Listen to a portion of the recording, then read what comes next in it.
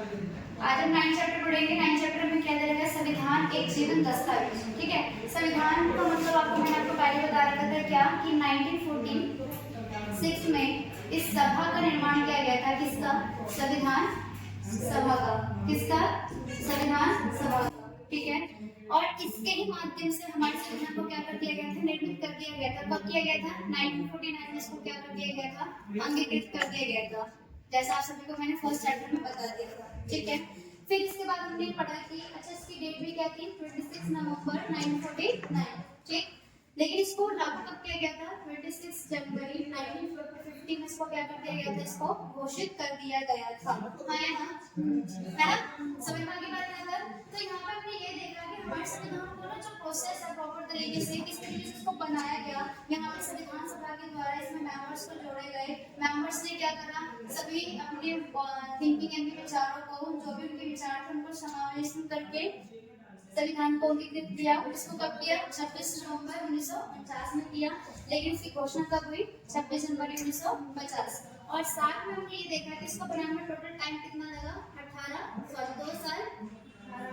2 साल 11 महीने और 18 दिन को हमने क्या देखा? यहाँ पर कंडीशन को देखा गया। यहाँ तक बात समझ में आई? फिर इसके बाद हमें ये देखना है कि संविधान को 1950 में लागू कर दिया गया और आज के डेट अगर हम देखें तो आज का डेट क्या हुई? अभी कौन सा ईयर चल रहा है? बताओ कौन सा ईयर चल रहा है? 2024। तो आपको पता है कि हमारे देश में क्या हो गया? लोग क्या हो गए? जागरूक हो गए। हाँ ना, जागरूक हो गए। प्लस में जैसे जैसे लोग जागरूक होते जाएंगे वैसे वैसे लोगों की जो महत्वाकांक्षाएं हैं वो क्या होगी? वो भी बढ़ेगी। हाँ ना, महत्वाकांक्षा को देखा गया जैसे जैसे लोग जागरूक हुए वैसे वैसे इनकी महत्वाकांक्षाएं बढ़ी और महत्वाकांक्षा बढ़ने के कारण क्या देखने को मिला? इनकी स्थिति में परिवर्तन की मांग रखी गई। अब हमारे संविधान में ही बोल दिया गया था कि जैसे जैसे लोगों की ये दोनों कंडीशन आएगी वैसे वैसे हम क्या करेंगे? अपने संविधान में बदलाव जैसी स्थिति को करेंगे, जिसको क्या कहा जाता है? शुद्ध में क्या कहा जाता है? बदलाव। बदलाव की स्थिति को करेंगे और बदलाव की स्थिति को ही क्या बोला गया? संशोधन कहा गया। क्या बोला गया? संशोधन कहा गया। यहाँ तक बस समझ में आ गई? तो इसका मतलब हमने ये पढ़ लिया कि संविधान कब बना, लागू कब हुआ, उसको अंगीकृत कब किया गया, उसको टाइम कितना लगा। फिर इसके बाद में हमने ये देखा कि इसकी जरूरत क्या थी और इसमें बदलाव करने की आवश्यकता क्या थी, बदलाव होने से क्या चीज बनता है, किस तरीके से संशोधन की प्रक्रिया को लाया जाता है, वो हम आगे करेंगे। अब इसमें एक चैप्टर के इंट्रोड्यूस में पहले समझ लीजिए संविधान क्या है। संविधान एक हमारा क्या है? लिखित दस्तावेज है। ठीक है, जिसमें क्या किया गया है? लिखित दस्तावेज का मतलब क्या है? जिसमें हमारे सभी कानून नियम को क्या कर दिया गया? इसमें शामिल किया गया है। क्या किया गया है? शामिल किया गया है। जीवन का मतलब क्या होता है? निरंतर चलने वाली प्रक्रिया। निरंतर चलने वाली प्रक्रिया और इसी को हम क्या बोलते हैं? जीवित। अगर शुद्ध में पढ़े हम तो जीवन को ही क्या बोलते हैं? हम जीवित। क्या बोलते हैं? जीवित। अगर मैं एक एग्जांपल लूं तो ये जैसे हमारा मार्कर है, ये मार्कर नॉन लिविंग थिंग है। नॉन लिविंग थिंग है हाँ, तो नॉन लिविंग थिंग है। मैं जब तक इसका यूज नहीं करूंगी, मैंने अगर इसको यहाँ पर ऐसे रख दिया और मैं इसका यूज नहीं करूंगी तो क्या इसका यूज हो सकता है? नहीं होगा। तो इसका यूज करने के लिए मैं यहाँ पर हूँ, मैं इसका यूज करूंगी तभी तो इसका पहले इसकी इंपॉर्टेंस लोग समझ पाएंगे। यहाँ तक समझ पाए? तो यहाँ पर हमारे क्या बताया गया कि जैसे जैसे टाइम बढ़ा, जैसे जैसे लोग जागरूक हुए, जैसे जैसे लोगों की महत्वाकांक्षाएं बढ़ी, ठीक है, वैसे वैसे क्या हो गया? यहाँ पर हमारे कॉन्स्टिट्यूशन में, हमारे संविधान में किस स्थिति को देखा गया? संशोधन की स्थिति को, अमेंडमेंट की स्थिति को देखा गया। यहाँ तो बस समझ में आ गया सभी को? अब जब अमेंडमेंट होगा तो अमेंडमेंट के दौरान क्या देखने को मिलेगा? कुछ आर्टिकल्स भी आएंगे, कुछ लॉ भी आएंगे, कुछ प्रिंसिपल्स भी आएंगे, कुछ हमारे क्या आएंगे? राइट भी आएंगे। हाँ, जिसमें चेंज करना है, आर्टिकल में चेंज करना है, देन मुझे इस आर्टिकल का यूज करना होगा हमारे पार्लियामेंट में। उस आर्टिकल का एक मेन टॉपिक ला करके एज अ बिल यहाँ पे क्या किया जाएगा? पार्लियामेंट में रिप्रेजेंट किया जाएगा, पेश किया जाएगा। दूसरा क्या बता रखा? लॉ। अगर कोई कानून में परिवर्तन करना होगा तो उस कानून का मेन टॉपिक बना करके उस बिल को क्या किया जाएगा? हमारे संसद में, पार्लियामेंट में पेश किया जाएगा। नेक्स्ट इसमें सिद्धांत, अगर सिद्धांत की कोई बात हो रही होगी तो सिद्धांत को भी क्या कर दिया जाएगा, उसका मेन टॉपिक बनाया जाएगा और उसको हमारे संसद में पेश किया जाएगा, सेम एज इट इज हमारे राइट का है ना, ये भी होगा ना। तो हम जब जब अपने संविधान में संशोधन करेंगे तब तक हम इन मुद्दों को क्या करेंगे, लेकर के आएंगे। तो एक बात ये भी तो याद रखिए, हमारे सामने कॉन्स्टिट्यूशन नहीं बना है, लेकिन हम ना चाह करके भी पहले के टाइम के रूल्स रेगुलेशंस के बारे में जानेंगे, है ना, क्योंकि जो चीज चेंज हुआ है उसके बारे में भी बताया जाता है और जो चीज चेंज करने वाले हैं उसके बारे में भी बताया जाता है, और पहले जो रूल्स था उसके बारे में बताया जाएगा और जो अब हो गए उसके बारे में बताया जाएगा। इनडायरेक्टली देखा जाए तो दोनों कंडीशन के बारे में एक ह्यूमन को एक ही सिचुएशन के दौरान पता चल गई जानकारी, है ना, पता चल गई जानकारी। तो इसी को क्या कहा गया, जीवन कहा गया है कि हम अपने संविधान के एक जो हमारा दस्तावेज जिसको बनाया गया था, जिसको 1950 में ही लागू कर दिया गया था, उसको समय समय पर क्या किया गया है, परिवर्तन किया गया, बदलाव किया गया, चेंजेस किया गया अमेंडमेंट के थ्रू। तो तब तक हमने क्या करना है, इसको अपने कॉन्स्टिट्यूशन को आज की डेट में एक छोटे बच्चे की लाइफ में भी क्या रखता है, वो संविधान अपने आप में इंपॉर्टेंट रखता है। क्या तब समझ में आ गया, जहाँ पे संविधान अपने आप में इंपॉर्टेंट रखेगा, जहाँ पे संविधान में फेरबदल किया जाएगा, जहाँ पे हमने बदलाव कर दिया, वहाँ पे इनडायरेक्टली हमने संविधान को जीवित कर दिया। समझ में आ गया। इसीलिए अगर हम अपनी बात करें, हम इस चैप्टर की बात करें तो इसमें क्या पढ़ेंगे कि हमारा जो संविधान है, संविधान में किस तरीके से बदलाव की स्थिति आई, क्यों आई, जरूरत क्या थी, इनके बारे में इसमें पढ़ेंगे और इसका अर्थ क्या हुआ कि संविधान को जीवित रखना जरूरी क्यों है। क्लियर यहाँ तक? चलिए आगे। दूसरा कॉन्सेप्ट क्या कहा गया, संशोधन। संशोधन का मतलब क्या होता है, परिवर्तन या फिर बदलाव, ठीक है, जिसको हम क्या डायरेक्टली बोलते हैं, चेंज। अगर किसी 1950 के, अगर मैं एग्जांपल लूं कि आर्टिकल 370 को 1950 में क्या कर दिया, 1950 में क्या कर दिया, बना दिया, उसको लागू कर दिया, लेकिन 2019 का एक टाइम पीरियड था जिसमें इसको क्या कर दिया गया, हटा दिया गया, है ना, एग्री करते हो सर। जब 1950 के दौरान 370 जो आर्टिकल है, अनुच्छेद है, जो हमारे जम्मू कश्मीर को मिला था ना, जम्मू कश्मीर को मिला था, तो उस टाइम पे हम तो थे नहीं, लेकिन फिर भी हमें कैसे पता चला, क्योंकि जब यहाँ पे ऑप्शन उठा कि हमारे यहाँ पर राज्यों में विशेष अधिकार कहीं ना कहीं जम्मू कश्मीर को मिला है, जिसके कारण जम्मू कश्मीर में ये सारी प्रॉब्लम्स हो रही है, पुलवामा अटैक जैसी स्थिति को देखा गया, तो उस दौरान क्या देखने को मिला, कहीं ना कहीं 2019 में एक ऐसी कंडीशन आई जहाँ पर हमें क्या मिला, हमने अपने आर्टिकल 370 के बारे में जाने और जानने के बाद हमें ये पता चला कि इसको क्यों हटाया गया। तो ये हमें पता चल गया पहले क्या था और अब क्या था, दोनों में डिफरेंस पता चल गया। यस और नो? आगे चलें। आगे की कंडीशन क्या बोला गया, इसी को क्या बोला गया, संशोधन, जिसको इंग्लिश में क्या बोलते हैं, अमेंडमेंट। क्या बोलते हैं, अमेंडमेंट। यहाँ तक समझ में आ गई। आगे चलिए कौन स्टार्ट करें, आगे क्या बोल रहा है, क्या संविधान अप्रवर्तनीय है। अप्रवर्तनीय का मतलब क्या होता है, जिसमें बदलाव ना हो। तो क्या मैंने अभी अपना एक दूर में बता देना आपको, बार-बार यही चीज बता रही हूँ कि संविधान में बदलाव की स्थिति को क्या बोल रहे हैं, संविधान जीवन दस्तावेज। बार-बार क्या बोल रही हूँ मैं, संविधान में बदलाव की स्थिति को, अमेंडमेंट को हम क्या बोल रहे हैं, लिविंग डॉक्यूमेंट, यानी कि किसी चीज को, निर्जीव को भी अगर हम अपने जीवन में अगर उसकी इंपॉर्टेंस कर रहे हैं, उसकी चीजों का यूज कर रहे हैं, तो वो क्या है, निर्जीव होकर के भी, नॉन लिविंग होकर के भी वो क्या अपने आप में जीवित है, ठीक है। लाइक अगर हम फैन पे भी ऑन करेंगे ना तो ये निर्जीव है, लेकिन हम इसका बार-बार यूज कर रहे हैं, हम अपने जीवन की आवश्यकता को पूरी करने के लिए, तो ये भी क्या हो जाएगा, सजीव हो जाएगा। क्या हो जाएगा, सजीव हो जाएगा। यहाँ तक समझ में आ गई। आगे क्या बोला इन्होंने, अगर आपसे सीधा क्वेश्चन एग्जामिनर पूछेगा कि क्या संविधान अप्रवर्तनीय है, तो आपको सीधा कह देना नहीं, संविधान अप्रवर्तनीय नहीं है। संविधान में समय अनुसार क्या किया जाता है, समय अनुसार क्या किया जाएगा, इसमें परिवर्तन किया जाएगा, बदलाव किया जाएगा, है ना, एग्री करते हो सभी। इसी को क्या बोला जाएगा, संविधान अप्रवर्तनीय है। आपको क्या लिखना है इसमें, नहीं, संविधान अप्रवर्तनीय नहीं हो सकता है, संविधान को समय अनुसार, आवश्यकता अनुसार बदलाव की आवश्यकता होती है, इसीलिए संविधान हमेशा क्या कहलाएगा, हमारा परिवर्तनीय कहलाएगा। क्लियर है सभी को? चलिए आगे टॉपिक पे। आगे कॉन्सेप्ट क्या स्टार्ट है हमारा, संविधान में संशोधन कैसे किया जाता है। तो हमारे यहाँ पर संविधान में उन्होंने क्या कर दिया, अनुच्छेद 368 बनाया, ठीक है, 368 बनाया। 368 के अकॉर्डिंग जब परिवर्तन करने की बात आएगी तब तक हम इस अनुच्छेद का यूज करेंगे।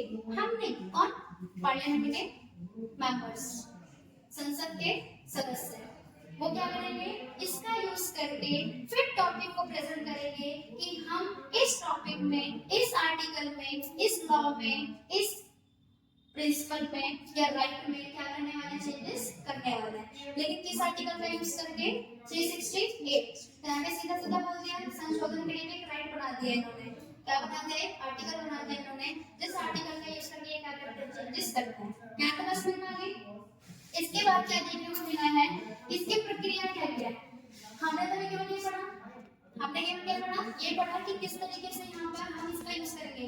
लेकिन इसके यूज के साथ साथ में हम ये पढ़ेंगे ऐसे कौन कौन से टॉपिक्स हैं जिसमें हमें कितने वोट्स की जरूरत होती है किसी बिल को पास करने के लिए। अगर आप रिमेम्बर करोगे ना, तो मैंने आपको लेजिस्लेचर चैप्टर यानी कि विधायी का जो चैप्टर है उसमें मैंने आपको बताया था कि कोई भी जो बिल है उसको हम कैसे लॉ में यानी कानून में परिवर्तित करते हैं। बताया था मैंने बोला था ये चीज कि पहले जो मुद्दा है, मुद्दे का चयन होता है, फिर मुद्दा कहाँ जाता है, लोकसभा में। लोकसभा में क्या होगा, विचार विमर्श, 50% वोट, फिर कहाँ जाएगा वो, राज्यसभा में, फिर वहाँ पे भी क्या होगा, विचार विमर्श, फिर क्या होगा, 50% वोट, फिर कहाँ जाएगा, राष्ट्रपति के पास हस्ताक्षर के लिए। और उसके बाद में क्या हो जाएगा, वो जैसे ही साइन कर देगा तो वो क्या हो जाएगा, हमारा बदलाव हो जाएगा और वो जो बिल है, संशोधन है, वो किसमें परिवर्तित हो जाएगा, किसी कानून में, किसी कानून में। यहाँ तक बात समझ आ गई।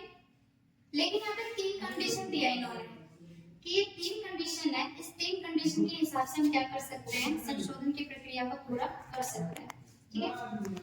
कई सिचुएशन ऐसे होते हैं हमारी कंट्री में जो नॉर्मल होता है, ठीक है, संसद में नॉर्मल बोल दिया कि बजट बनाना है, क्या बनाना है, बजट। आपको पता है कि फरवरी में बजट को पेश करके पूरी तरीके से कंप्लीट कर दिया जाता है, फरवरी के एंड तक इसको अनाउंस कर दिया जाता है, ठीक है, यानी कि इसकी घोषणा कर दी जाती है और 1 अप्रैल से इसको क्या कर दिया जाता है, फॉलो। हाँ या ना, आपको पता है ये वाले बात। तो यहाँ पे क्या है कि जो 1 अप्रैल है, 1 अप्रैल में फॉलो तो क्या है, उससे पहले क्या टर्म कंडीशन है, उससे पहले इनको क्या करना पड़ेगा, बनाना पड़ेगा, यहाँ पे बनाना पड़ेगा ना। तो इनको ये पता है कि हमेशा हर साल का नियम है, 1 साल पे इनको क्या करना पड़ता है, इस चीज को बनाना पड़ता है। तो ये नॉर्मल सी चीज है। नॉर्मल सी चीज के लिए क्या चाहिए, यहाँ पे लोकसभा राज्यसभा दोनों हाउसेज में किसी बिल को पेश किया जाएगा और बिल को पेश करने के बाद में क्या कर दिया जाएगा, उसको दोनों में ही 50-50% वोट से क्या कर दिया जाएगा, उसको पास करके उसमें किसमें चेंज कर दिया जाएगा, किसमें चेंज करेंगे, किसी बिल को किसमें चेंज कर दिया जाएगा, कानून में, किसमें, कानून में, ठीक है। तो यहाँ पे क्या है कि ये हमारा फर्स्ट मेथड, क्या था हमारा फर्स्ट, समझ में आ गया।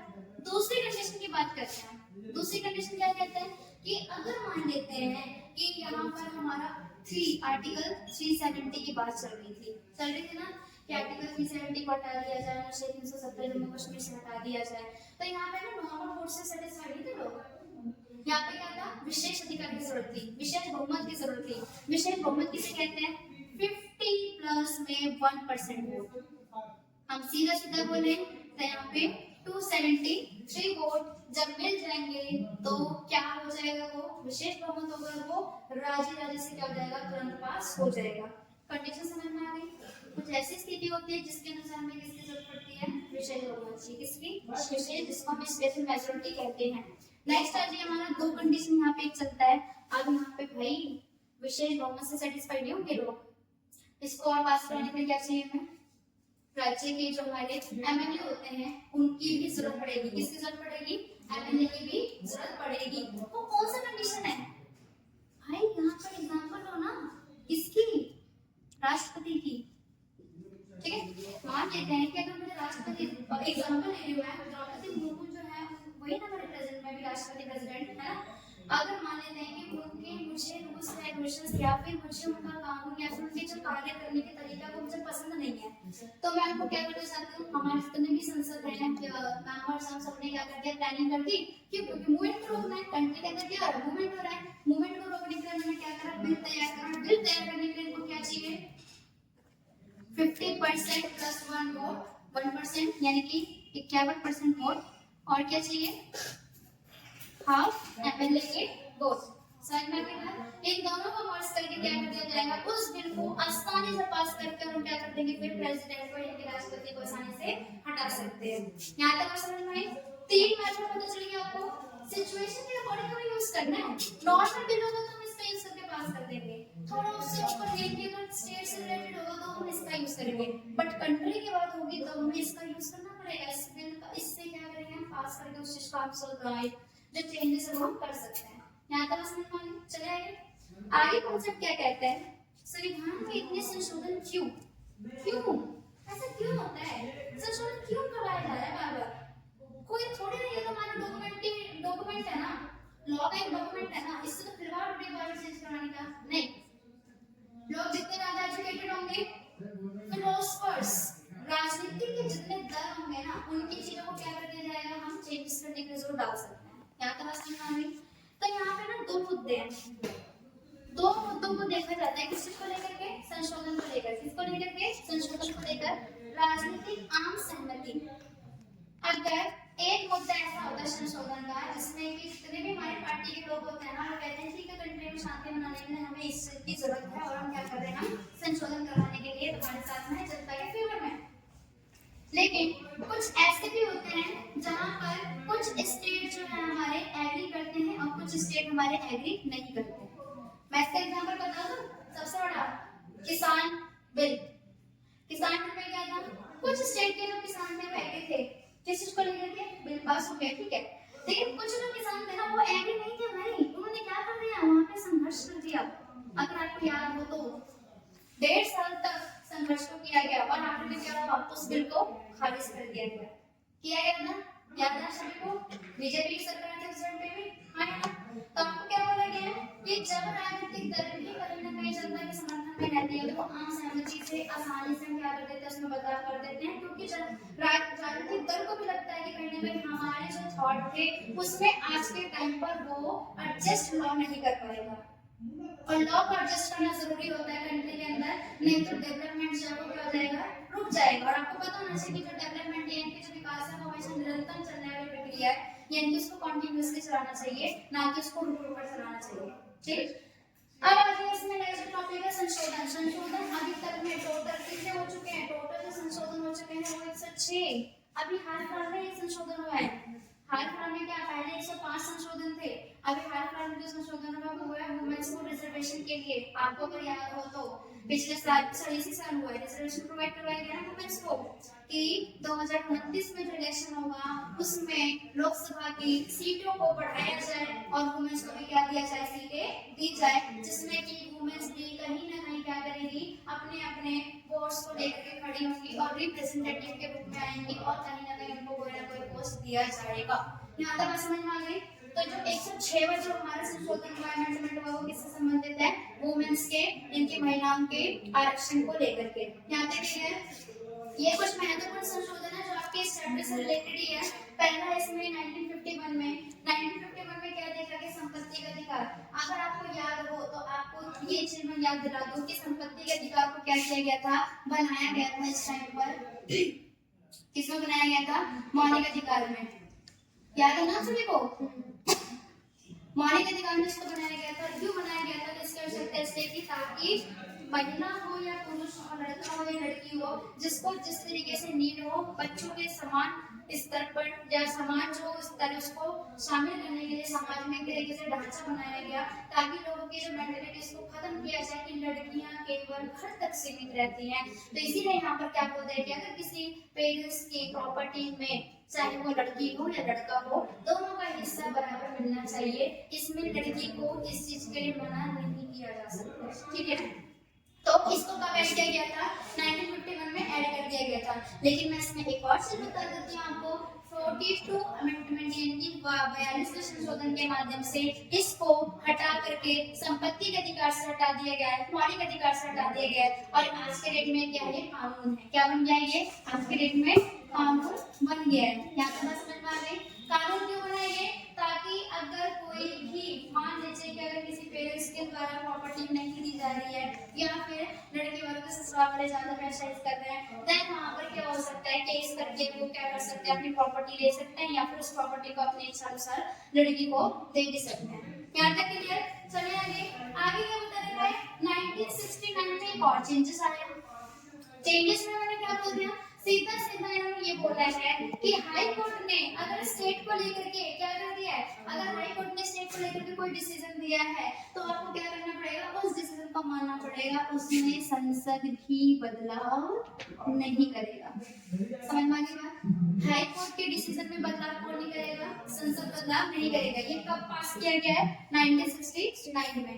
आ जाइए नेक्स्ट 1989 में। 1989 में क्या बताया गया, सार्वभौमिक वैश्विक मताधिकार आप सभी को याद है, सार्वभौमिक यूनिवर्सल एडल्ट वोट आप सबको पता है क्या होता है। इसका मीनिंग ये है कि जब हमारे देश में पहले जो चुनाव करवाई गई थी उसमें बोला गया था कि 21 वर्ष के जितने भी महिला पुरुष होंगे वो क्या कर सकते हैं, वोट दे सकते हैं। लेकिन धीरे धीरे इसका स्तर बढ़ता गया, लोग एजुकेटेड होते गए और इसके बाद में क्या हुआ, इसमें संशोधन करके क्या कर दिया गया, इसकी आयु को कम कर दिया गया। 21 से घटा करके क्या कर दिया गया, 18 वर्ष कर दिया गया। ये किस संशोधन के द्वारा किया गया, 61 संशोधन के द्वारा। और ये कब हुआ था, 1989 में किया गया। यहाँ तक आप सभी को समझ में आ गई बात। आज नेक्स्ट 73 और 74 संशोधन, जैसे कि अभी हमने हाल फिलहाल में इस चैप्टर को कवर किया है। 73 जो संशोधन है वो किससे संबंधित है, ग्रामीण से संबंधित यानी कि विलेज से संबंधित। और जो हमारे 74 अमेंडमेंट है वो किससे संबंधित है, हमारे शहर के स्तर पर संबंधित है।